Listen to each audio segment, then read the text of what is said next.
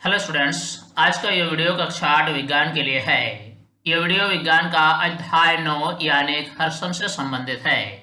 आज का ये वीडियो आपके लिए काफी हेल्पफुल होने वाली है क्योंकि इस वीडियो में हम इम्पोर्टेंट एमसीक्यू पर चर्चा करेंगे।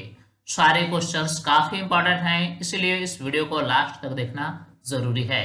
आइए शुरू करते हैं।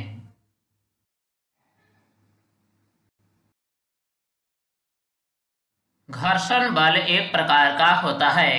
ऑप्शन दिया गया है चुंबकीय बल, संपर्क बल, गुरुत्वाकर्षण बल या उपरोक्त सभी।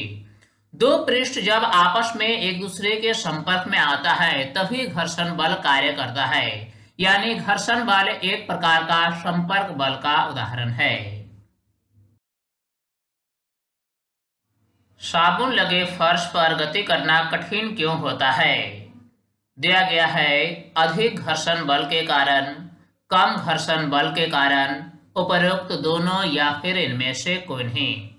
साबुन लगे फर्श पर गति करना इसलिए कठिन होता है क्योंकि ऐसे फर्श पर घर्षण बल कम होता है, यानी कम घर्षण बल के कारण ही चलना कठिन होता है। घर्षण किस कारण से होता है? ऑप्शन दिया गया है दो पृष्ठों की अनियमितताओं के कारण, दो पृष्ठों की नियमितताओं के कारण, उपरोक्त दोनों या फिर इनमें से कोई नहीं। घर्षण का जो मुख्य कारण है वह है दो पृष्ठों की अनियमितताओं के कारण। जब एक वस्तु किसी दूसरे वस्तु के ऊपर होता है तो ऐसे में पृष्ठों की जो अनियमितताएं होती हैं ये एक दूसरे पर धंस जाती हैं और ऐसी परिस्थिति में एक वस्तु को दूसरे वस्तु के ऊपर गति कराने के लिए इन अनियमितताओं को तोड़ना पड़ता है, जिसके कारण हमें बल लगाना पड़ता है जो कि घर्षण का कारण बनता है। निम्न में कौन कम घर्षण बल उत्पन्न करता है? दिया गया है स्थैतिक घर्षण, सर्पी घर्षण, लोटनी घर्षण या सभी एक समान। लोटनी घर्षण सबसे कम होता है। कारण क्या है कि लोटनी घर्षण में पहिए लगे हुए रहते हैं, इसीलिए जब किसी भारी वस्तु पर पहिए लगा दिए जाते हैं तो इसको आसानी से एक छोटा बच्चा भी खींचकर एक स्थान से दूसरे स्थान ला सकते हैं। यानी लोटनी घर्षण का मान जो होता है ये स्थैतिक घर्षण और सर्पी घर्षण से भी कम होता है। कौन से वाहनों के टायर खांचेदार होते हैं? ऑप्शन दिया गया है कारों के, ट्रकों के, बुलडोजरों के या उपरोक्त सभी के। वाहनों के जो टायर होते हैं ये खांचेदार होते हैं ताकि टायर और सड़क के मध्य घर्षण बल को बढ़ाया जा सके, और इसी घर्षण बल को बढ़ाने के लिए ही टायर को खांचेदार बनाए जाते हैं। टायर जो होते हैं ये खांचेदार होते हैं कारों के, ट्रकों के, बुलडोजरों के या किसी भी प्रकार के वाहन के, यानी सही जवाब होगा उपरोक्त सभी के। वाहनों के टायरों को खांचेदार बनाया जाता है ताकि घर्षण बल अधिक हो, घर्षण बल कम हो, घर्षण बल शून्य हो या इनमें से कोई नहीं। गाड़ियों को ये टायर जो होते हैं इन्हें खांचेदार बनाए जाते हैं ताकि घर्षण बल को बढ़ाया जा सके, यानी सही जवाब होगा ऑप्शन का घर्षण बल अधिक हो।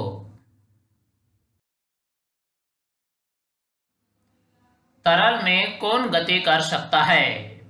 दिया गया है मछलियां, पक्षी, उपरोक्त दोनों या इनमें से कोई नहीं।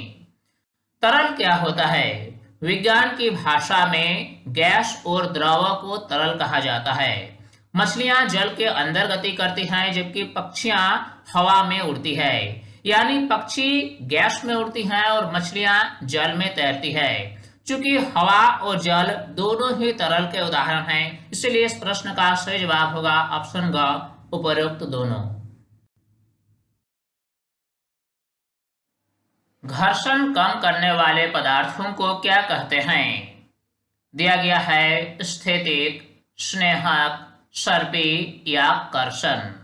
मशीनों के विभिन्न कल पुर्जों में हम विभिन्न प्रकार के पदार्थ का इस्तेमाल करते हैं जैसे कि ग्रेफाइट, ग्रीस या तेल, ताकि विभिन्न कलपुर्जों में घर्षण कम हो जाए। घर्षण कम करने वाले ऐसे पदार्थों को स्नेहक कहा जाता है।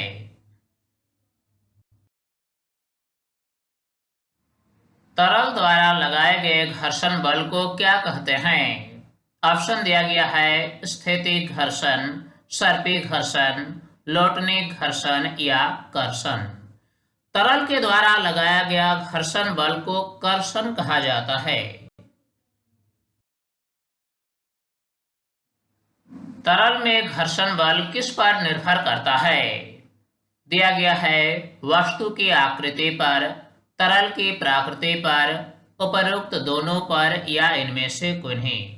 जब कोई एक वस्तु किसी तरल में गति करता है तो तरल के द्वारा घर्षण बल आरोपित की जाती है। यह घर्षण बल वस्तु की आकृति तथा तरल के प्रकृति पर निर्भर करती है। यानी सही जवाब होगा ऑप्शन ग उपरोक्त दोनों।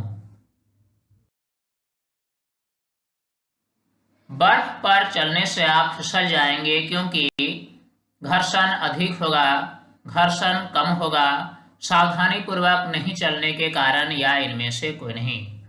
बर्फ पर घर्षण बल बहुत ही कम होता है, इसलिए बर्फ पर चलने से हम फिसल जाते हैं। यानी सही जवाब होगा ऑप्शन ख घर्षण कम होगा।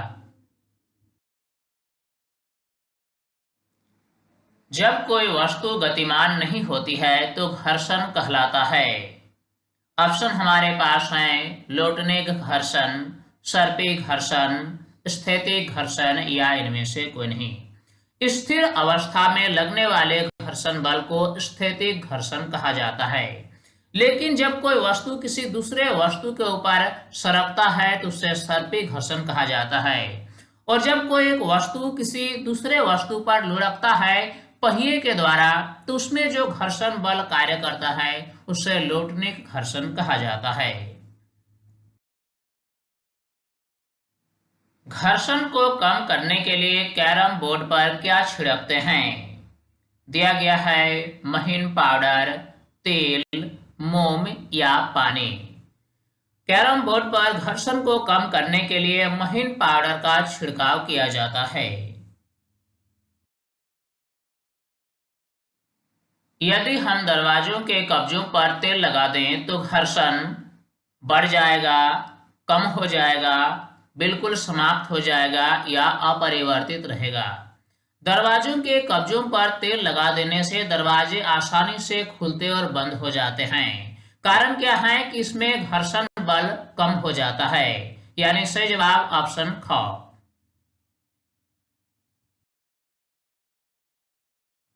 अधिकांश मशीनों में सरपन घर्षण को लोटन घर्षण में किसके प्रयोग से प्रतिस्थापित किया जाता है? ऑप्शन दिया गया है स्नेहक, पाउडर, बल बेयरिंग या उपरोक्त सभी। मशीनों में सरपन घर्षण को लोटन घर्षण में बदलने के लिए मशीन में बल बेयरिंग का प्रयोग किया जाता है। घर्षण होता है हमेशा लाभदायक, हमेशा हानिकारक, न तो लाभदायक और न ही हानिकारक, या फिर कुछ मामलों में लाभदायक तथा कुछ मामलों में हानिकारक। घर्षण जो होते हैं ये हमारे लिए लाभदायक भी होते हैं और हानिकारक भी होते हैं। ये कुछ मामलों में हमारे लिए लाभदायक होते हैं जबकि कुछ मामलों में हानिकारक होते हैं। घर्षण को कम करने के लिए मशीनों में किसका उपयोग किया जाता है? दिया गया है बल बेयरिंग, विद्युत बल, चुंबकीय बल या पेशीय बल। मशीनों में घर्षण को कम करने के लिए बल बेयरिंग का उपयोग किया जाता है।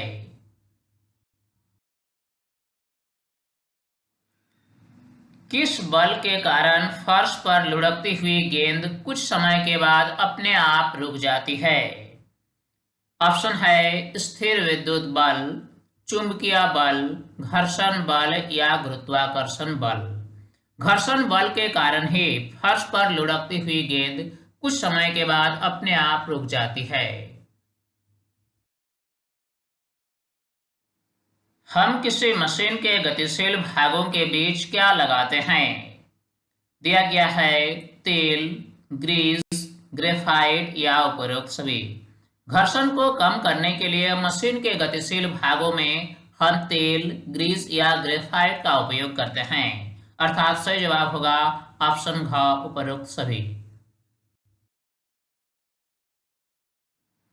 बॉल बेयरिंग का उपयोग किन चीजों में किया जाता है?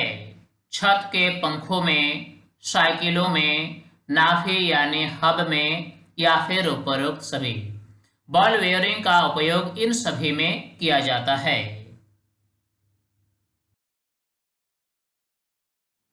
घर्षण से क्या उत्पन्न होता है? ऑप्शन है ऊष्मा, विद्युत ऊर्जा, चुंबकीय बल या इनमें से कोई नहीं। घर्षण से ऊष्मा उत्पन्न होता है। विज्ञान ने गैसों तथा द्रवों को क्या नाम दिया है? ऑप्शन है तरल, ठोस, जटिल या नरम। विज्ञान की भाषा में गैसों और द्रवों को तरल कहा जाता है। घर्षण के कारण कौन सी वस्तुएं घिस जाती है? ऑप्शन है पेंच, बॉल बेयरिंग, जूतों के सोल या उपरोक्त सभी। घर्षण के कारण हमारे कीमती सामान घिस जाती है, जैसे कि पेंच, बॉल बेयरिंग, जूतों के सोल इत्यादि, अर्थात सही जवाब होगा उपरोक्त सभी।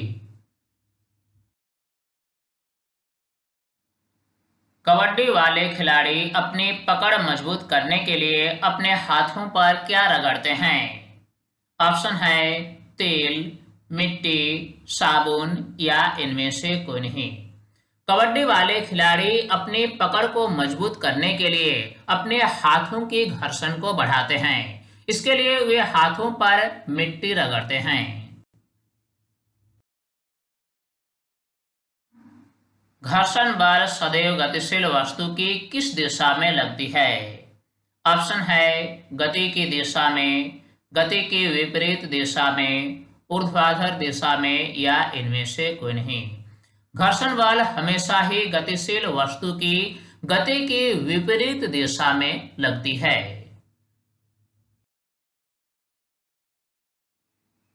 एक ही प्रारंभिक चाल से चलती हुई कोई खिलौना कार सबसे अधिक दूरी चलेगी।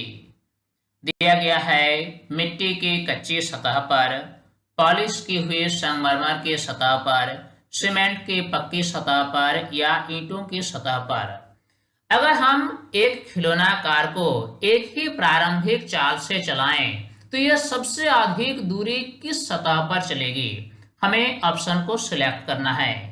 चूंकि जिस सतह पर घर्षण बल का मान सबसे कम होगा, उसमें यह कार सबसे अधिक दूरी चलेगी।